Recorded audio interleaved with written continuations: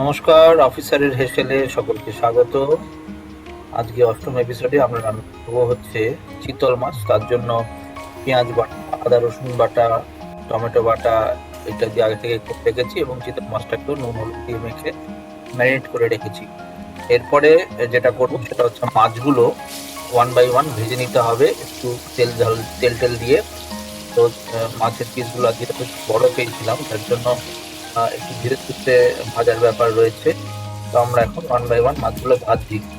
মাছগুলো খুব বেশি ভাজলেও চলবে না, আবার কম ভাজলেও চলবে না। বেশি ভাজলে শক্ত হয়ে যাবে, তার স্বাদটা চলে যায়। আবার কম ভাজলে আবার সেটা নরম হয়ে যাবে। যাই হোক, ধীরে সুস্থে ভাজতে হবে। একবারের পরে আরেকবার উল্টেও নিতে হবে, রিপিট ভাজতে হবে। চিতল মাছের একচুয়ালি বৈজ্ঞানিক নাম হচ্ছে নটোপটেরাস চিতলা। মানে আমাদের দেশের অন্যতম প্রিমিয়াম একটা স্বাদের মিঠা জলের মাছ। এর যে নরম মাংস আর কাঁটা কম, স্বাদে একবারে আলাদা, যার জন্য একে অনেক সময় রয়্যাল ফিশও বলা হয়। আজকে যেটা রান্না করছি সেটা চিতল মাছের পেটির অংশটা। চিতল মাছের যে গাদার অংশটা, পেছনের যে পিঠের দিকের অংশটা, সেটা খুবই নরম। সেটা কিন্তু আলাদা করে মানে ইউজ করে চিতল মাছের মুইঠা তৈরি করা যেতে পারে। তো আজকে আমরা চিতল মাছের গাদাটা না করে পেটিটাই করছি।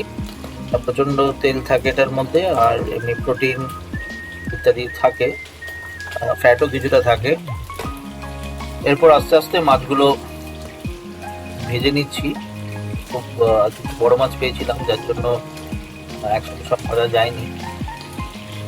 সেটাকে প্রপারলি ভেজে আলাদা করে তুলে রাখতে হবে। তারপরে আমরা তেল দিয়ে পেঁয়াজ রসুন যা যা দেওয়া সেগুলো পরবর্তীকালে করবো। এখন ভেজে রাখা অবধি কাজ।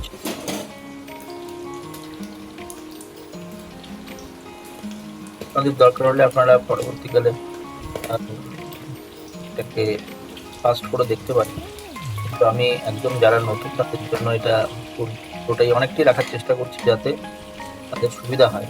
প্রত্যেকটা স্টেপ একটু বিশদভাবে দেখানো। কারণ এই যে ভাজা মাছটা তোলা, এই যে ঠিকঠাক না তোলা হয় তাহলে কিন্তু ভেঙে যায়।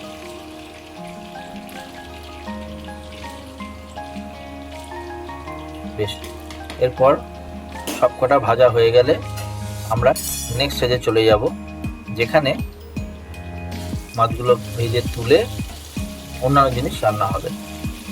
আবারও দু পিস ভাজলাম।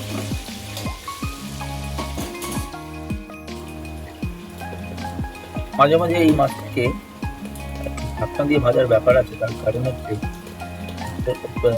তেল আছে মাছের গায়ে, যেগুলো খুব বাস্ট করে, বাবল টাইপের করে ফুটে যায়, তেল ছিটে আসার সম্ভাবনা থাকে। এটা অ্যাডভান্স স্টেজে থাকে, শুরুর দিকে থাকে না। পরবর্তীকালে যখন খুব হিটেড হয়ে যায় এবং পুরোটাই ভাজার জায়গায় চলে যায়, তখন এই জায়গাটা বেশি হয়, ঠিক আছে, এবং ছিটে চলে আসে। তার জন্য এই এটাকে অবলম্বন করতে হবে, মানে এই সাবধানতা অবলম্বন করতে হবে। এটা হয়ে যাওয়ার পরে আমরা চলে আসবো এরপরের স্টেজে, যেখানে আমরা অন্যান্য পরের যে তেল মশলা দিয়ে কাজটা শুরু করব। অলরেডি একটা জায়গাতে আমরা আলাদা করে বানিয়ে রেখেছি হলুদ, জিরে গুঁড়ো, ধনে গুঁড়ো এবং লাল লঙ্কার গুঁড়ো, একটু নুন দিয়ে একটা সেমি লিকুইড টাইপের একটা পেস্ট টাইপের বানিয়ে রেখেছি, যেটা পরবর্তীকালে আমাদের লাগবে, যার জন্য ওই সাদা বাটিতে যেটা দেখছেন সেটা। এরপর আমাদের সবকটা মাছ তোলা হয়ে যাবে। তোলা হয়ে গেলে ভেজে আমরা নেক্সট স্টেজে চলে যাব। আবারও উল্টে পাল্টে সবকটা মাছ ভেজে নিলাম। এতটা না দেখালেও চলতো, কিন্তু আবারও বলছি যে নতুনদের জন্য দিলাম। মাছ হয়ে এসেছে। এবার ফাইনালি লাস্ট লটের মাছগুলোকে তুলে রাখছি এক এক। ভারী দিকটাকে ধরতে হবে, হালকা দিক ধরলে ভারীর জন্য ভেঙে পড়ে যাবে। ওই জন্য হালকা দিকটা ধরে সেটাকে তুলতে হবে সাবধান মতো। বেশ, এরপরে যেটা করব সেটা হচ্ছে এর মধ্যে কিছু গোটা তেজপাতা, দিতে হবে। তেজপাতা দেওয়ার পর 2-3টে তেজপাতা, 3-4টে লবঙ্গ, 3-4টে গোটা গোলমরিচ, একটু দারচিনি দিতে হবে এবং একটু ক্যারামেলাইজ হওয়ার জন্য আগে থেকে আমি একটু চিনিও দিয়ে দিই। এক এক করে দিয়ে দিচ্ছি। দেখুন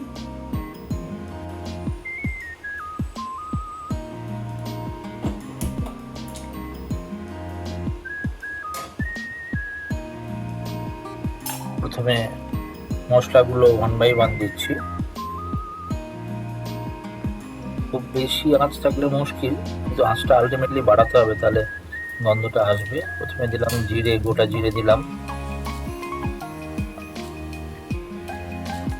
তারপর 4 লবঙ্গ, 4-5টা গোলমরিচ, গোটা গোলমরিচ কালো, এবং তারপরে হচ্ছে দারচিনি,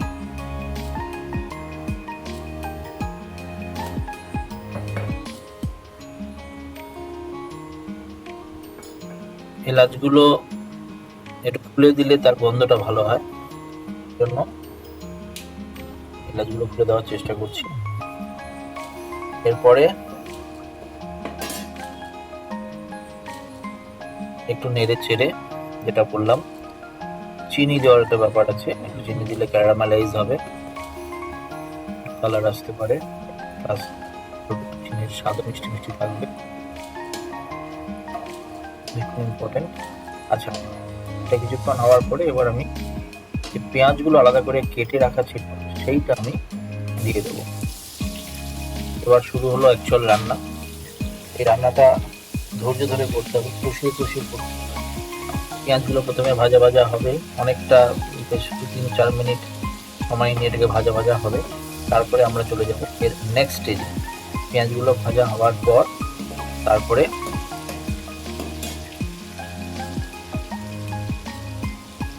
নেক্সট স্টেজ হচ্ছে যে পেঁয়াজ বাটা রাখা আছে সেইটাকে আমাকে দিতে হবে। পেঁয়াজটাকে বারবার একটু নেড়ে ছেড়ে সব দিক উল্টে পাল্টে ভেজে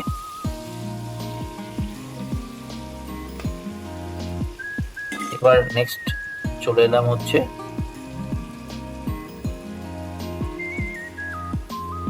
পেঁয়াজ বাটা দেব।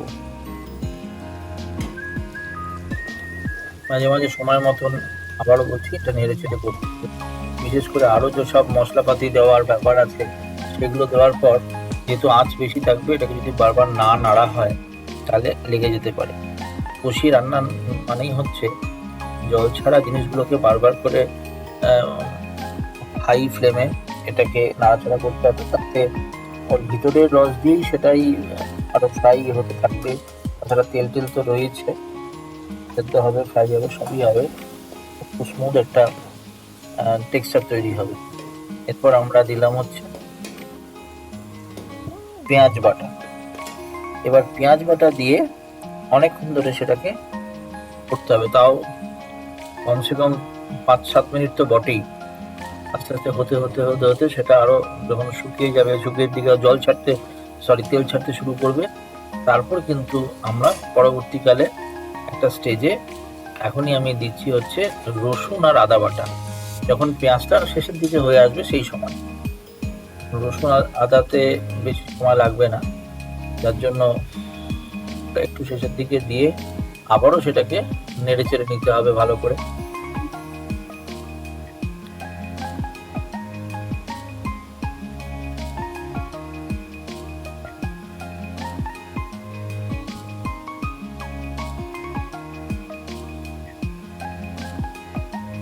ধৈর্য ধরে রান্না করতে হবে, আবারও বলছি। আচ্ছা, এরপরে আমরা যেটা করব, দু একবার নেড়ে ছেড়ে তারপরে নেক্সট টাইম এবার আমি দেব হচ্ছে আদা রসুন বাটা। সেটা দেওয়ার পরে তারপরে সেটাকেও আবার বেশ কিছুক্ষণ নাড়াচাড়া করার পর আমাকে দিতে হবে হচ্ছে টমেটো যে পেস্ট পিউরি করে রাখা আছে, 2খানা টমেটো মোটামুটি মিডিয়াম সাইজের, সেইটা দেব।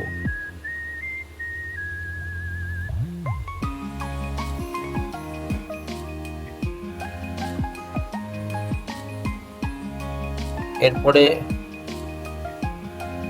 সেই টমেটো দিয়ে অনেকক্ষণ করানোর পরে তারপরে যে পেস্টটা করে রেখেছি, জিরে গুঁড়ো, ধনে গুঁড়ো এবং হলুদ, লঙ্কা ইত্যাদি দিয়ে, একটু আগে বললাম যে সাদা বাটিটা দেখা যাচ্ছে সেটাতে লিকুইডটা, তারপরে দিয়ে আবার সেটাকে অনেকক্ষণ নাড়াচাড়া করতে হবে।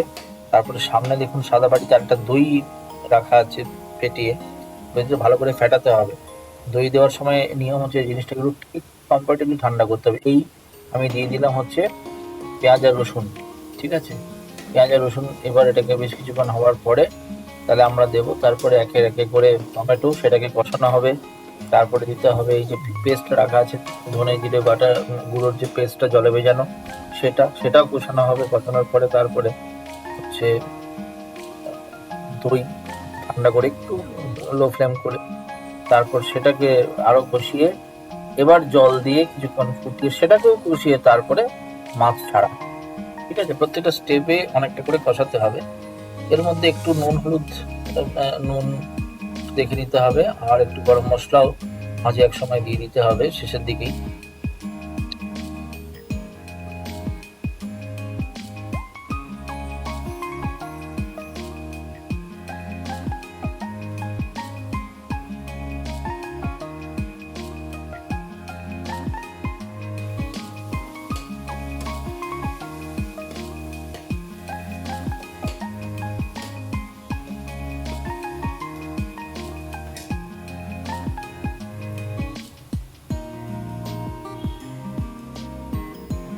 বেশ কিছুক্ষণ হয়ে গেল, এবার আমরা সামনের দিকে এগোই। এবার আমরা দেব হচ্ছে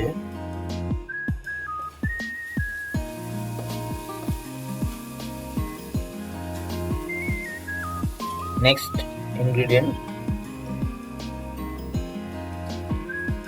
টমেটো পিউরি।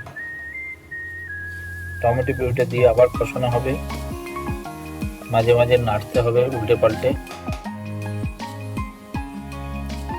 আমার রান্নাটা করতে টোটাল প্রায় 1 ঘন্টা থেকে 1.25 ঘন্টা সময় লেগেছে। আচ্ছা, টমেটো পিউরিটা দিয়ে দিলাম, আগে থেকে মিক্সিতে পেস্ট করা ছিল এটাকে।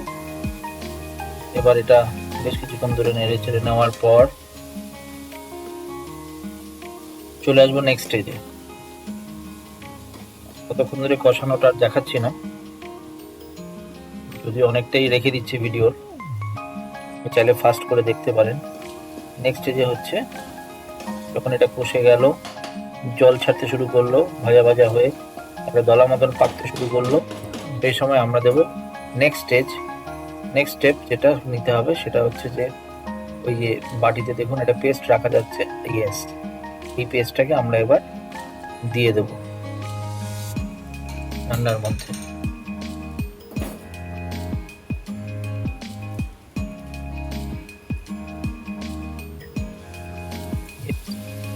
এর মধ্যে নুন অল্প বিস্তর, হলুদ, জিরে গুঁড়ো, ধনে গুঁড়ো, কাশ্মীরি লাল রঙের জন্য লাল লঙ্কার গুঁড়ো, এগুলো সব রয়েছে। একটু জল মিশিয়ে আর একটু দিয়ে দিলাম। এবার এটাকে আমরা কষাতে থাকবো। বেশ কিছুক্ষণ কষানো হয়ে গেলে চলে আসবো নেক্সট স্টেজে।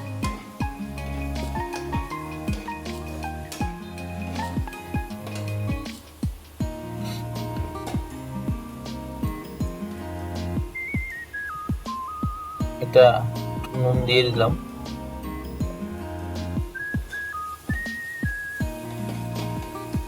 বোঝাই যাচ্ছিল, মানে পরিস্থিতি বুঝে নুন দিতে হবে। নুন একবার বেশি হয়ে গেলে কমানো কঠিন, সেক্ষেত্রে বুঝে বুঝে নুনটা দেওয়ার ব্যাপার আসছে।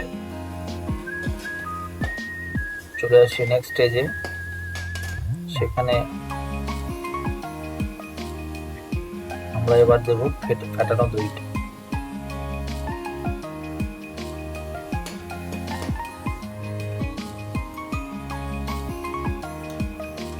একটু গ্যাসটা কমিয়ে নিয়েছি, হ্যাঁ কমিয়ে নিলাম। দইটা ফাটিয়ে যেটা দেওয়া ছিল সেটা একটু হয়ে যাওয়ার পর, একটু কষে গেলে তারপরে আমরা জল দেব।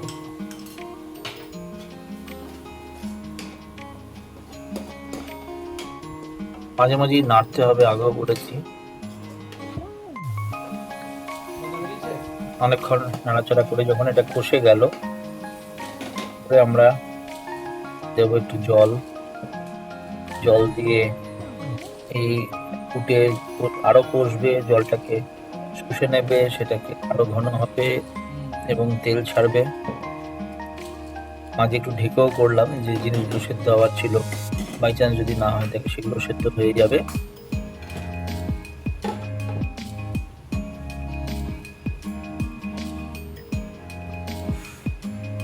নেক্সট স্টেজ হচ্ছে আমরা এটা কষে গেলে আর একবার জল দেবো। দেখুন এটা কষে গেছে, জল দিয়েছিলাম সেটাও কষে গেল। কষে গিয়ে এবার আর একবার জল দেব। জল দিয়ে সেটাকে একটু নেড়ে চেড়ে একটা গ্রেভি টাইপের তৈরি করে তারপর মাছগুলো দেবো।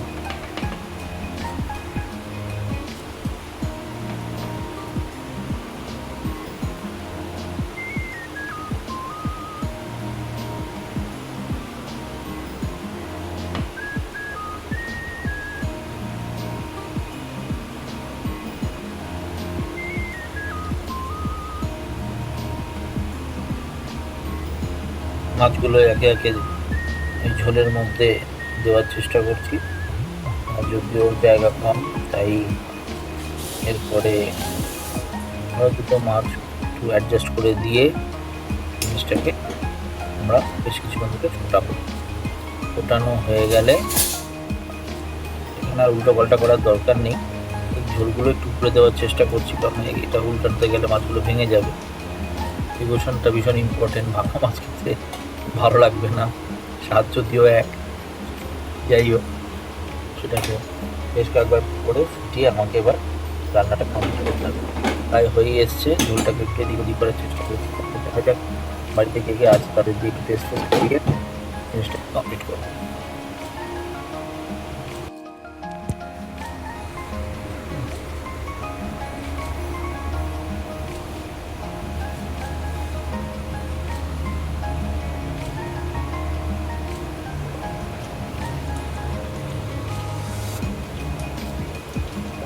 ওটা দিকে ডান দিকে রেখে দাও, হ্যাঁ এখানে রাখো।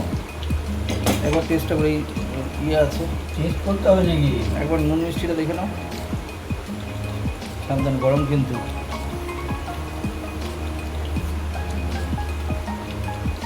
ব্যাপারটা চলবে না।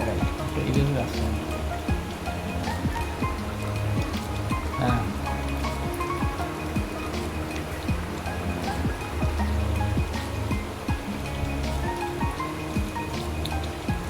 নুন মিষ্টি লাগবে নাকি?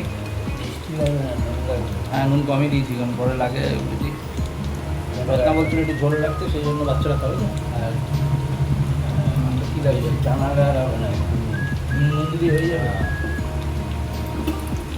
জানালে এটা দুটো লাগবে। আর আর একটু লাগবে ঠিক আছে দাদা, মাছের যেন নুনটা একটু মাছের নুন দিয়ে ইয়ে করা ছিল, তাহলে মোটামুটি ওকে নাকি?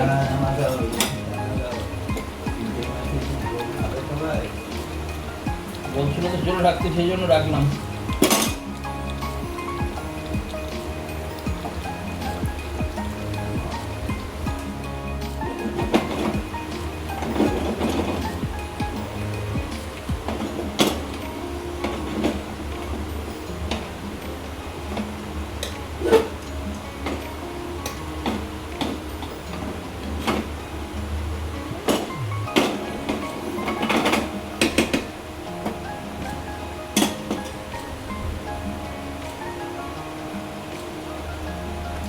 হালকা একটু রান্না করে দিয়ে দেওয়া যেতে পারে।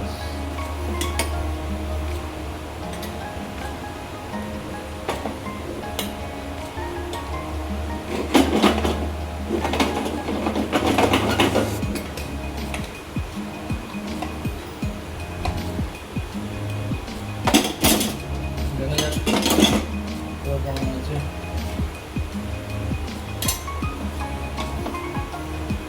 নিজের রান্না বলে কথা, ফার্স্ট ক্লাস, দারুণ।